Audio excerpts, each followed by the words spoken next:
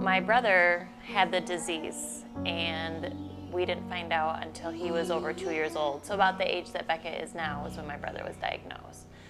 And I knew that my mom was a carrier and that I was a carrier because I suffer just like he does. I drink over 2 gallons of water a day.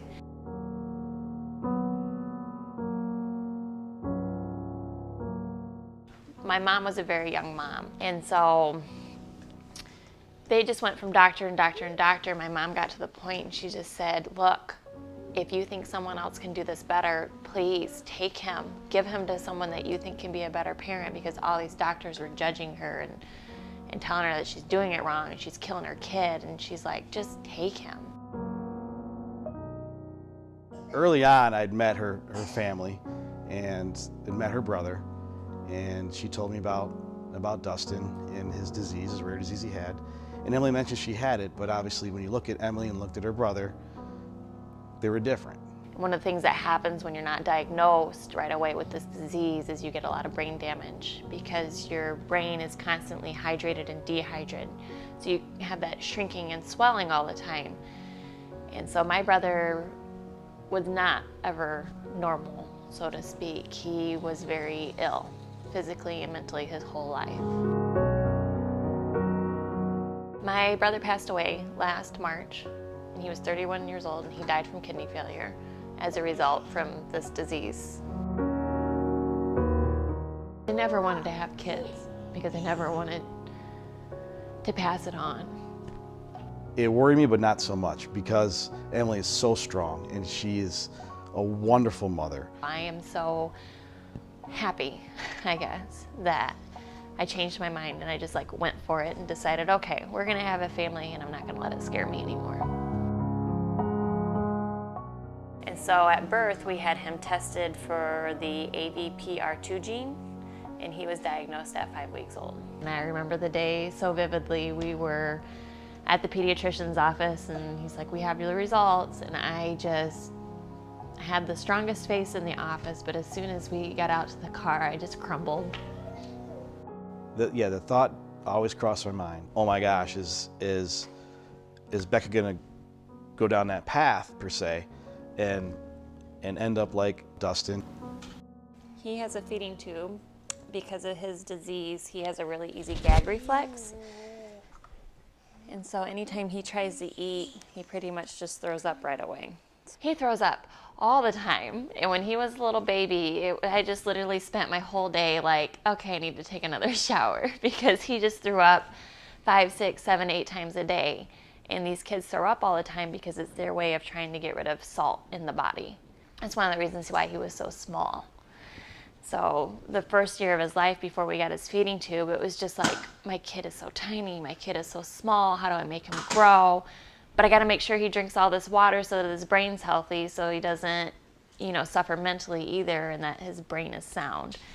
And so you have all these things that you're juggling, and you're trying to figure out, okay, what's the most important thing right now?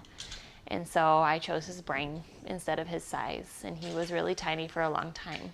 So we make all of his food ourselves, and it's what's called a blended diet. He gets 4 of these meals a day. So the more salt he has, the more water he has to drink. The more water he has to drink, the less food he can get in his stomach. So it's a very delicate balance, yeah. Oh, the cow. Where's the cow go? Where's the cow go? Good job. Being my first child and being Emily's first child as well, I didn't know any better. So all the effort we put into Beckett, I think this is normal. He's a normal child. For me, changing 20, 24 diapers in a 24-hour period is normal. When we go through 600 diapers a month is normal. Good job, Beckett. The March of Dimes is the foundation that did the research in the 1970s so that we know all that we do know now about NDI. The university in Washington paired up with the March of Dimes, and they studied these boys who all have NDI. And so as children, they went in there because they had this rare disease and studied their urine output. The March of Dimes did that, and studied their sodium and their food and what they ate and how to help them. So I'm really excited to bring to light the fact that the March of Dimes does rare diseases, and they do a lot more research than just small, early children. Put your feet up. Good boy. Any disease that affects a baby it can be debilitating, it can be devastating to a family. And hope and morale can be as low as it can possibly be. And organizations like the March of Dimes can bring hope not only to that child, but to the family in general.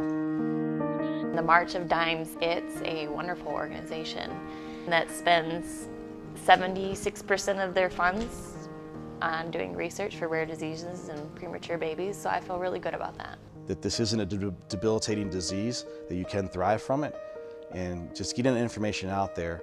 And again, with the March of Dimes, I think is an excellent platform to do that, is to give people hope and to help educate other people in this disease. My ultimate goal for him is to realize you are normal. You can do anything you want to do. You just have to drink and pee more than the average person. My brother would be so happy. He never met Beckett.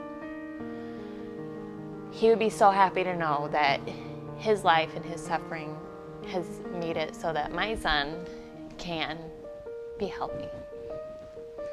I'm so sad that he never got to meet him because he just loved kids so much. And he was so excited to be an uncle. So.